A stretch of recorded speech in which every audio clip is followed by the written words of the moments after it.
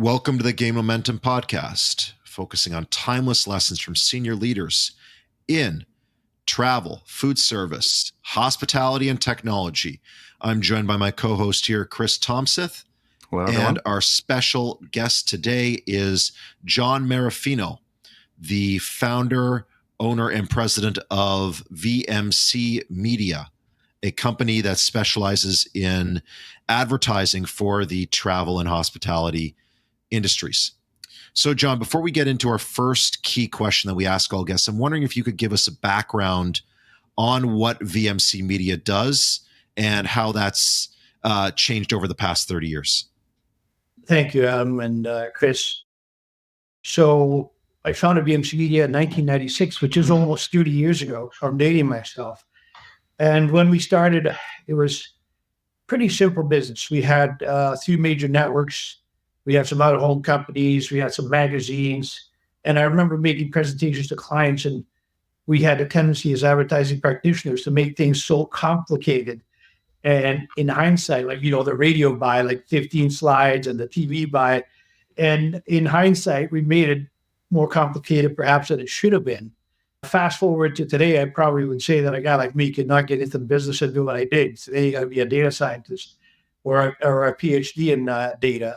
So the market has changed drastically. We've evolved over the years. So we started as a traditional agency, and then as digital became a force, we slowly evolved our dollars, our clients' budgets to digital. And I'm a big believer, depending on the size of the business, I'm a big believer in adjustments. When you got a big ship, you want to make adjustments. You don't want to make hard turns, especially some national brands or regional brands. So over the years, of course, we added digital, all forms of it. And now we're probably, I'd say 50-50 digital, traditional. We still do TV, radio, out of home, and of course the social and programmatic and so on and so forth. And there's a whole bunch of new interesting tools that I think are great for the travel industry that are they're coming up. We represent about 40 clients. I'd say maybe 30-40% of our business is travel related. So we've got a good skew. That was intentional on my part. Gave us an excuse to go to places like the Bahamas or wherever when there's meetings. So that in a nutshell. And just as background, we grew this company to be one of the largest independents. We're an independent company in the country right up before COVID. COVID affected us disproportionately because we're obviously at a strong travel category. So I don't know if I can make that claim yet. But as far as independence, we're a force in Canada to be reckoned with. Cool. Well, as that is a background, let's dive into our first question. So, John, when it comes to scaling a business, what is the single piece of advice you would give entrepreneurs from your perspective as a professional in the travel technology industry? Well, I'll break that up, I guess, into 2 parts. I mean, there's one question is, what does it take to be a businessman, an entrepreneur, and grow a business? And the other is, more technical, and maybe I'll handle the technical part. And we made this mistake over the years, numerous times.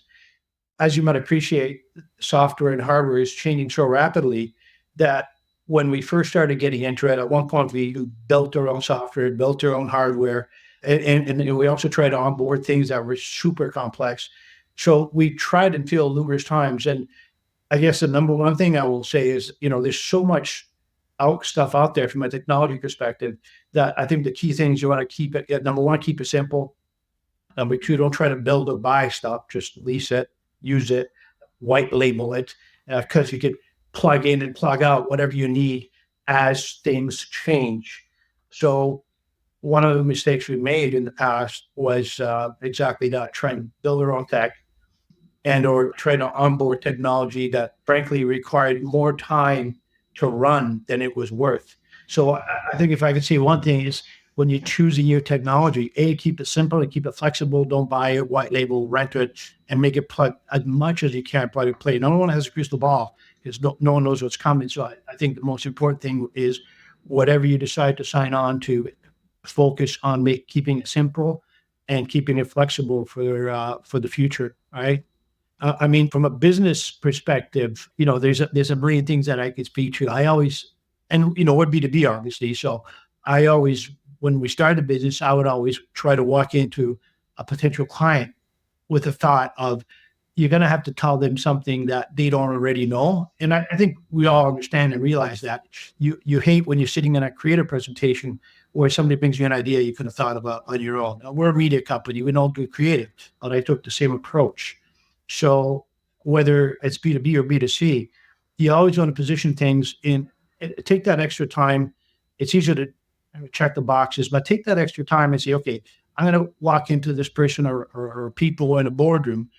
I better be bringing them something that they would not have thought of their own. Whether they buy it or not is irrelevant, but it shows that you're thinking outside the box, and it shows that you're original and creative. So, I think one of the elements of our success in the past has been that philosophy. And I would, when we started the business, I'm not kidding you. If I had a presentation in 3 weeks, sometimes I couldn't sleep. It just keeps spinning in my head. What can I say? What can I say? What can I say? And sometimes I won't come up with it till like, a few hours before the presentation. But it's easy in our business to go with your template and check the boxes, regionality, seasonality, allocation of budget. But you got to go in and tell something to people that they would not have known. You got to make them say, oh, that's interesting. Whether or not they buy it or not, you have to do that, right? So that would be my thought from a business perspective, right? John, do you have a most memorable or a really particularly memorable example of maybe where you did that with a client and presented something that just made them go, Yeah, wow? I think we launched a smart car here in Canada, which is owned by Mercedes, and Mercedes was globally aligned with the multinational, but we handled the Canadian launch for smart car. We held it for about 4 years, and they continued their global alignment. But I remember when we were, at the time, the most obvious thing for a car launch is television. That was the most obvious thing.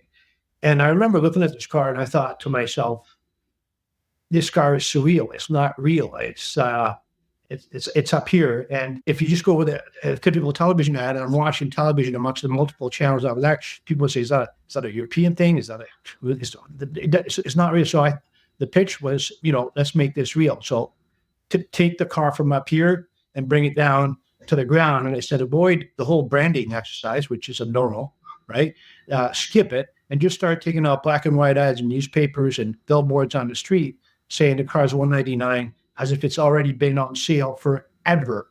So you're making it real by just your messaging being this car is on sale and it's there, it's in front of you, it's not up here. So and I'm probably doing a bad not explaining these very well, but it was to bring the car from some notion of what looks like a vehicle here to make it real. It's on the street, it's for sale, it's $199 a month, for instance, right?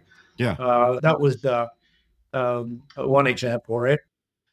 Yeah, well, you're getting back to the medium as the message. We talked about this before the call. We can mention it now. The whole Marshall McLuhan principle is, as I interpret what you said, is that rather than try to launch the smart car and make it this new thing that was a little bit esoteric and out there, by putting Correct. it in the black and white and having like a half page near the back or somewhere like that, it seemed like those ads were running for a long time, and therefore it made it seem like the car had been on the market for a long time.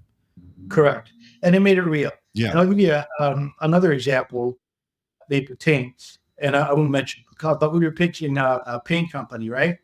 So again, when you get the brief, it's like, here's your target, your demographics, here's your regionality, here's your timing. When we're sitting around putting the plan together, instead of saying, who's the target, how old are they, where they're living, when is that? Basically the question was, how can you own color? And you all know this. If you ask a different question, you get a different answer. So when you say, how can you own color, then all things open up. So in the first scenario, again, X% on broadcast, X% on print, X% on digital. In the second scenario, you start to think about, well, maybe we should advertise in the makeup section. Maybe we should advertise in the berry section. Maybe we should advertise, like, where can you own color, right? We have tried over the years, not always successful, obviously, but to bring clients ideas that they would not normally think of. And sometimes they're a little out there, they don't buy into them. But that is something that I think has resulted in part to our success over the years. Well, I think that's a great lesson, is bringing new ideas forward and being courageous in bringing them forward and then presenting them in a great light that can be received to give that idea the breadth it needs. And I have seen that as a lot of ideas die on the vine simply because they aren't conveyed in a simple or accessible manner. Especially in digital meetings. Yeah. I act as translator sometimes, because a lot of practitioners they assume that the client knows all the terminology and they just go off, and you have to literally act as a translator. Is what he meant, right? We work more or less in the travel and hospitality space, and right now there is an issue in that space as it relates to awareness and just the competitiveness, where hotel brands are competing against juggernauts like Expedia and Booking for share of mind, and then travel destinations. The world is open. So I'm wondering if you could lens this idea of bringing one idea forward. What is one idea that you would recommend for hotels and or DMOs, destination marketing organizations, to enhance the share of mind for the products they're trying to sell? From a travel perspective, overall, I think in my opinion, one of the potentially stronger vehicles that's coming is obviously connected TV streaming on your television. And I think Adam, you and I have had this conversation in the past. The reason I think that is because tourism is not like other products. It's emotional, it's high price, it's high interest, et cetera, et cetera. But so you need a canvas, especially if you're a destination, you need a big canvas. And that was something that TD was phenomenal at. And now we've all moved to a screen that is 4 inches by 6 inches, and seeing an ad, albeit targeted, on a screen that is, the ad is actually an inch by 4 inches. So how impactful is that? So the thing I like about connected TV is that people are now going back to the big screen, and you can envision a shot of a hotel or a destination or a room on a minimum. I would say most people have a 40-inch HD surround sound. It's a different experience, right? So I have a lot of faith in the travel category and for connected TV, and also because you can now add a lot of data layers to it. So in the past in Canada, if you did broadcast, you would have to do the whole country, the whole city. You can do a neighborhood. Now with connected TV, I can zero in and I can do it by FSAs if I wanted to, and layer interest on to the people that they deliver ads to, which is fantastic. But the canvas is, in my opinion, we've kind of lost sight of that. The creative and the canvas, we lost it. It's important, and we have been focusing obviously on data and reaching the right people at the right time and so on and so forth. But I don't know if anyone's worked in sales, but I'll give you an analogy. If there's you have one salesman knocks on 10 doors, and then another salesman knocks on the same 10 doors. One guy sells 9, the other guy doesn't sell any.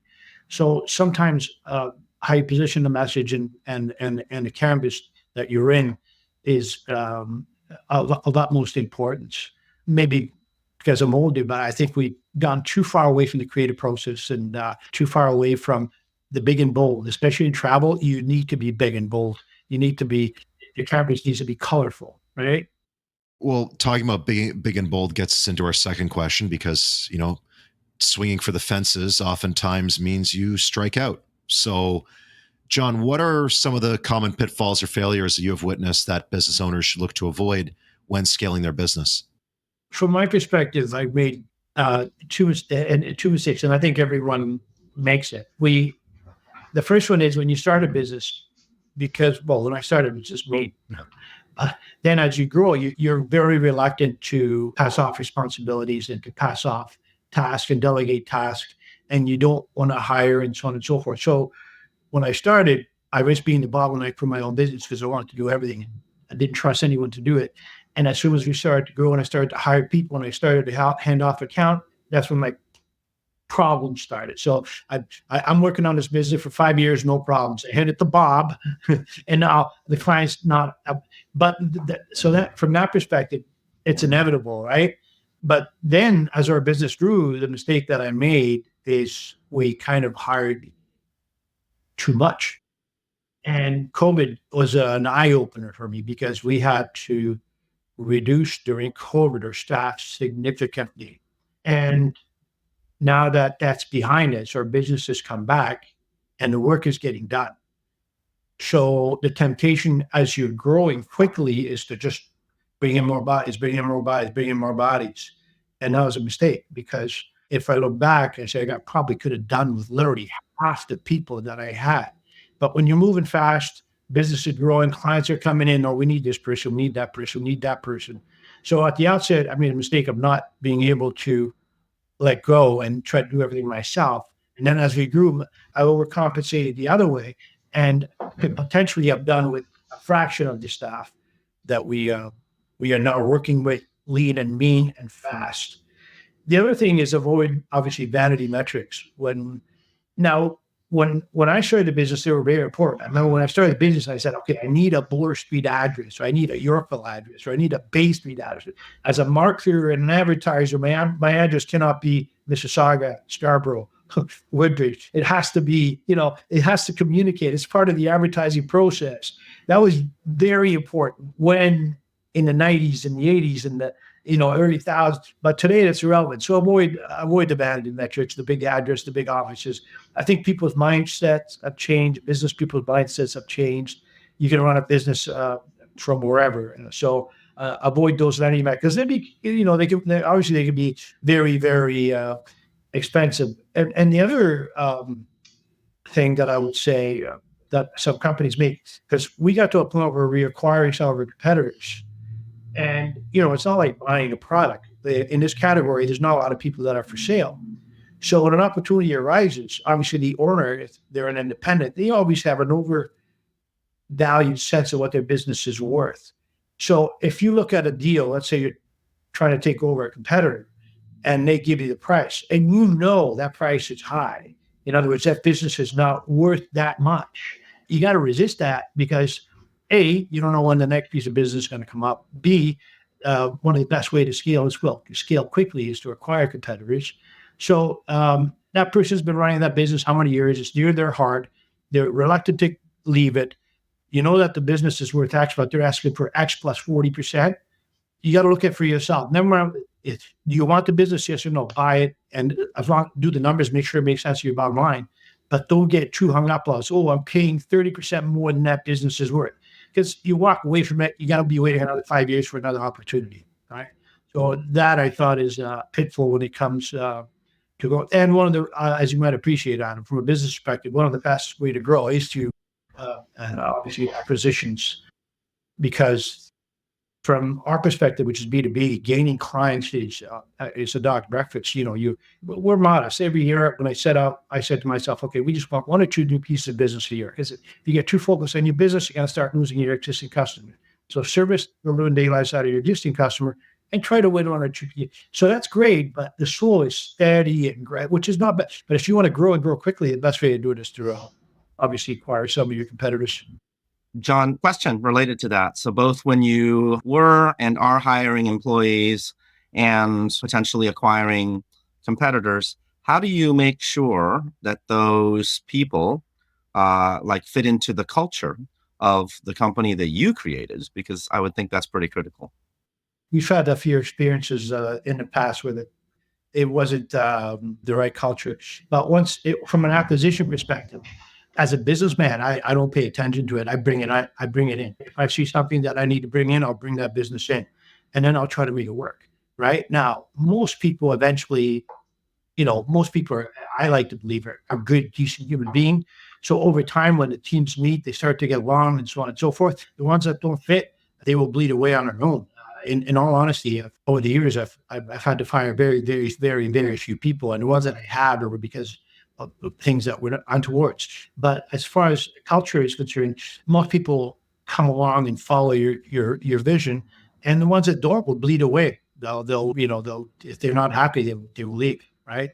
In my earlier years, I didn't give that a lot of thought, but now having lived through it a few times, I do pay more attention to it. Right.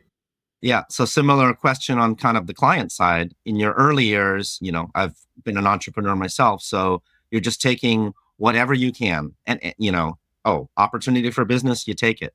But when you get to the point where you have, I am sure that there are business opportunities that you would have almost certainly taken 25 years ago that today you have second thoughts about? Talk about that. Correct. I mean, but that decision is more based on weighing, not so much from a cultural perspective, because we're in the service business. So my culture is to serve you, whether you're a demon or a saint. My culture is I got to serve you, right? That's what we do. That's what we get. We're in the service industry. But in the past, with clients, I've seen other agencies, not to mention, and they say no to pieces of business that then went on to become multinational behemoths. Sure. Right. So, like, I'm a big boy. There's clients that are more aggressive, clients that are more docile, clients that are, as long as it's directed towards me, I don't have a problem. Sometimes, if they're perhaps not proper to some of my team, I will sit down with that team member and say, "How are you handling this?" And if they're not happy, I'll try to move them. And if they push came to shove, there's been instances in the past where we have parted ways with clients for that reason, right? Maybe it's because of my age, but I would say I never solely know the business. There's no piece of business that is too small or too large. I'll make it work, right? Because there's always feast and famine in business, as you might appreciate. I think if you go with that attitude, your odds of success are increased. I find that a lot of people that start businesses, they go in there with this big business mindset. Like, when you're starting a business, you can't have that mindset. You can't say, well, this client doesn't fit my culture. And this one is like, no. Like, but barring all things being, of course, everything's above board and legal, suck up the culture. You're their servant. I'm exaggerating to make a point here, obviously. Right. Well, I want to come down the middle with my next comment, and that is I kept thinking about the 80-20 rule. So, John, you're right. In a feast and famine, the way to be resilient is to take the business and to service them as best as possible, and then, that way you're resilient. But at the same time, is that I have seen clients where 80% of your problems are coming from 20% of your clients. So my question to you, John, is finding this balance, and it's not a hard and fast rule, but what advice would you give to any sort of travel media or even hotels to spot vendors where the juice isn't worth the squeeze, so to speak? Bottom line is it profitable or not? And can the team work with them or not? Can the team, like, I have, people that work for me that are pretty resilient, they have thick skin. And, if I approach them and I say, how's this going? Is this working out for you? They say, yeah, I got this, don't worry, right? Even though I know the situation, right? And then others get, flustered and perhaps a little more, sensitive. And I'll either take them off the business, put somebody else on. And if push came to shove, then I would have to do something about the client. But again, in 30 years, I only had to happen that maybe once or twice in 30 years. And we've had a lot of clients over the years, only twice that I have to take action that would be considered drastic, as in walking away from a piece of business. So I think that is a testament to how I feel about it, right? And most importantly, you make money in the account, right? If you're making money in the account, if Adam can't work, I'm going to put Chris on it, right? If Chris gets spotted, put the Bob on it, and if it gets to the point where you have to walk away, right? Yeah. John, here, we'll move into our third question, because we talked about the past and talking about dealing with client relationships and the nature of digital marketing, where it was to where it is now. And of course, you mentioned connected TV, which has fantastic use cases that we can drill in this next answer. But we're looking ahead to the future. So, John, what do you see as the key opportunities and challenges for travel technology companies in 2025 and beyond? Most you're probably, Adam and Chris, going to be very familiar with. I think the most important is the ability to personalize your message, your creative, your imaging, and to really drill down to niches. Up until 10 years ago, all our messaging had to be pretty broad and appeal to a swath of people. Now, we can target scuba divers, golfers, culture, history, weddings, and we could literally rifle target into them. And you've got, the ability to deliver dynamic creative in real time. So, Adam, if you're searching scuba diving, we would know about it very quickly. And bingo, you're going to get a scuba diving ad, whether it be from a hotel, a destination, or a city, right? I think everybody's in the market realizes the power of that and the strength of that.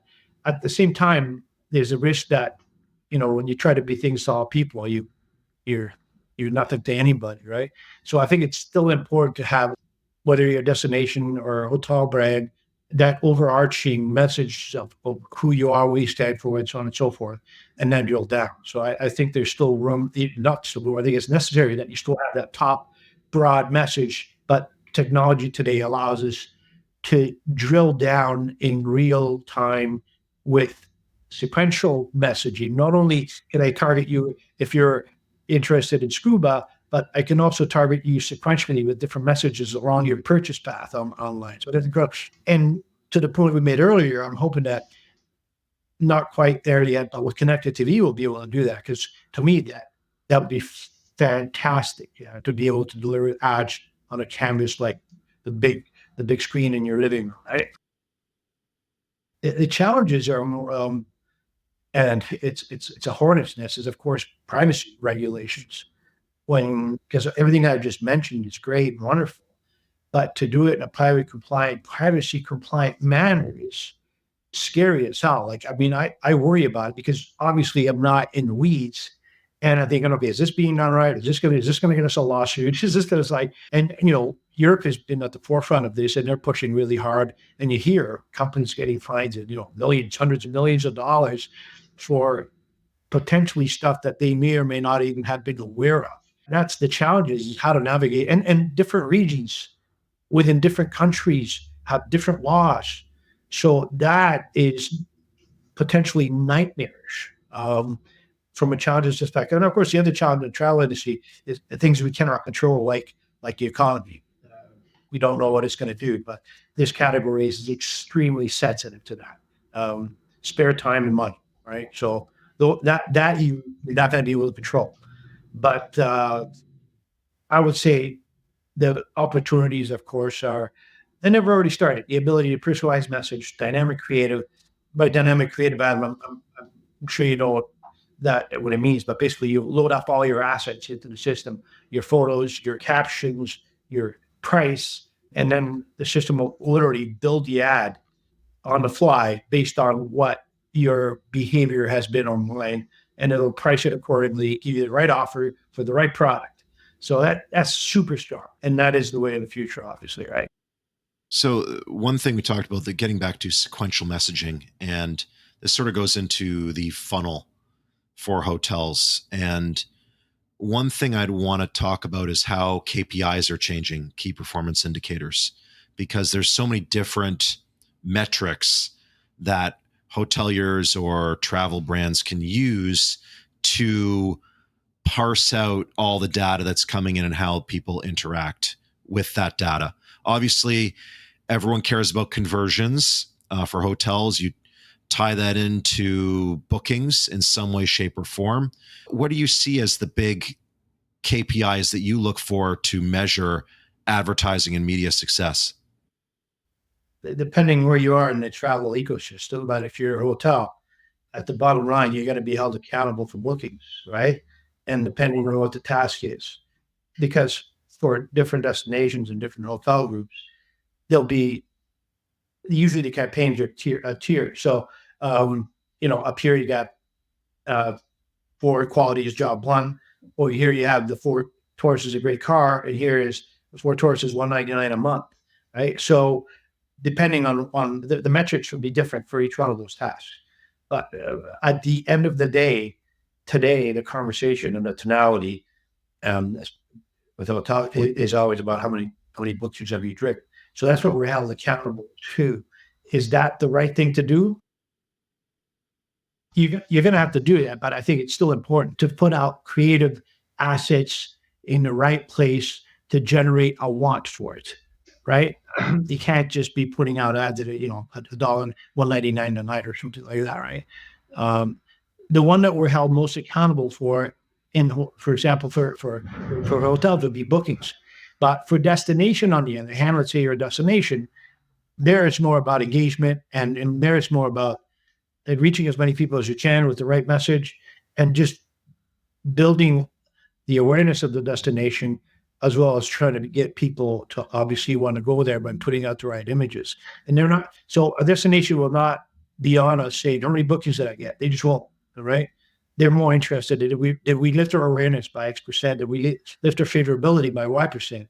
But when you drill down to the hotels and so on and so forth, then even though the first part is still important, at the end of the day, they will say, did we show rooms? Yes or no, right? Isn't part of that kind of macro versus micro? Obviously, for a region or a destination, it's a little harder to track specific revenue figures from a given campaign versus a specific property.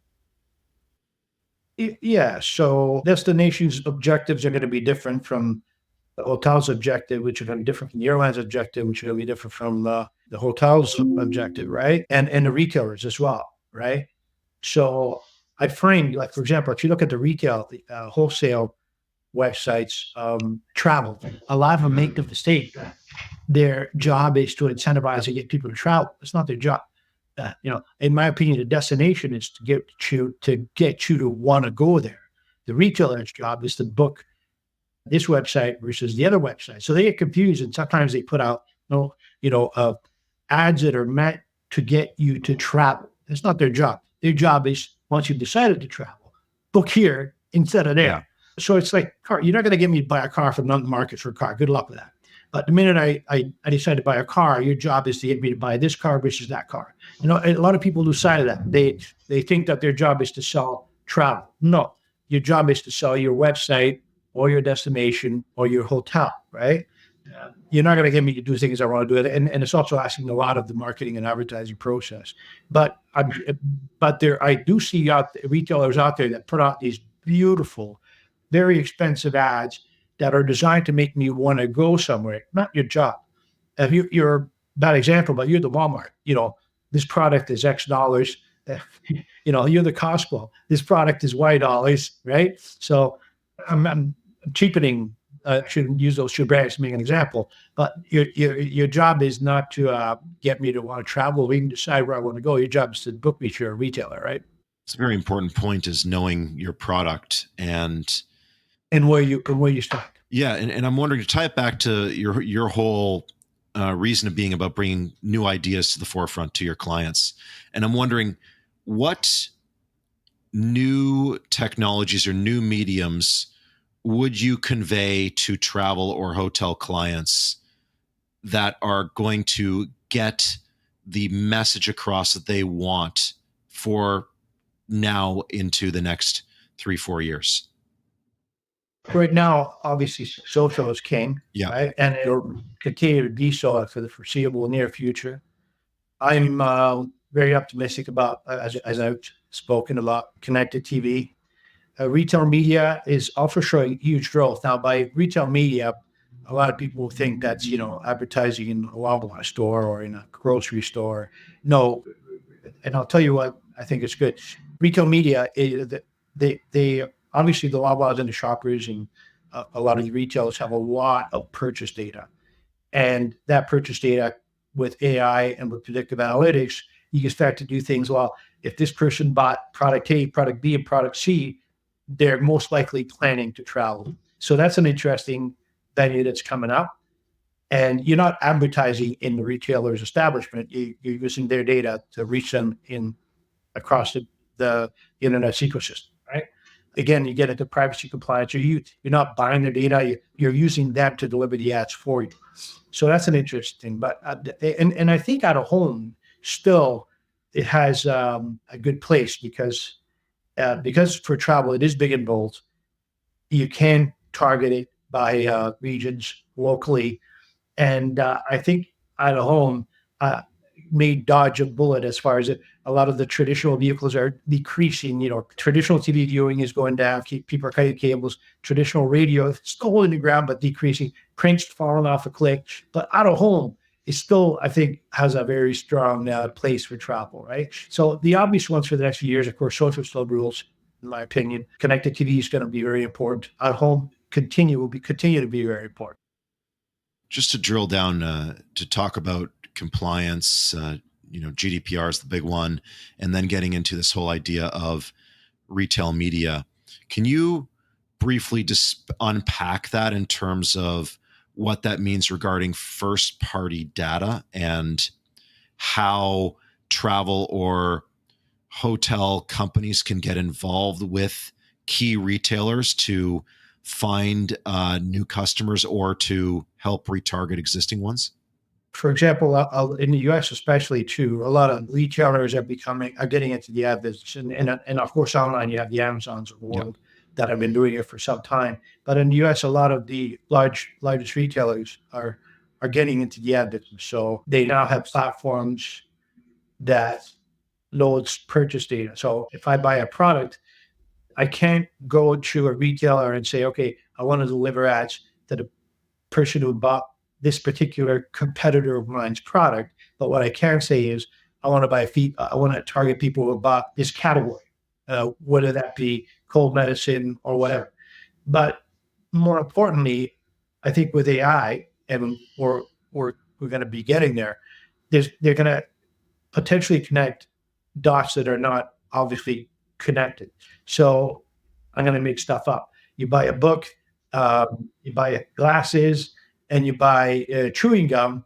And for whatever reason, the model realizes that people who perform those three actions are very likely to perform this other action, and which you could not do as a human, right? So the opportunities are, again, for travel with the data is, using the obvious person by sun 10 notion or whatever, that's too obvious. But, a person performs this action, that action, that action within the next 6 months is highly likely to book a hotel, book a flight, book a destination, right? And we don't know what those dots are, but the system will, right? So I think that's the opportunities there, right? Yeah, I think the classic case in that was Target, where they were using machine learning and they were able to identify if women were pregnant or not, even Yes. before, based on their purchasing. Target knew they were pregnant before their own fathers did. It was like teenage girls getting pregnant. Yeah. In the UK, this is a while back. I remember reading a story where they were able to look at people's banking patterns. So, most people bank receipts certain hours, certain days, in certain ways, certain amounts. And they were able to drill down and then identify people that potentially were a threat, as in terrorist threat. I remember reading this, so I don't know the accuracy of it, but if I recall, they actually were the zero randoms of people that were a threat just by connecting unrelated dots Wow. to the action, right? Yeah, they're able to give a confidence interval for that. And of course, Correct. the early application of that utility within banking information has been fraud. Spotting it, that's a big deal for hotels. And you look at it and it's like something like people who book a hotel within 72 hours of arrival are, 100 or 1,000 times more likely to be a fraudulent payment than somebody who books 3 months ahead of time, so to speak. So it's interesting in that regard. But Yeah. John, let's move into our fourth and final question here, which is, what are the key things innovative leaders and entrepreneurs should prioritize and focus on to gain traction for their business? So I think, I hate to use these words because they're so obvious, artificial intelligence.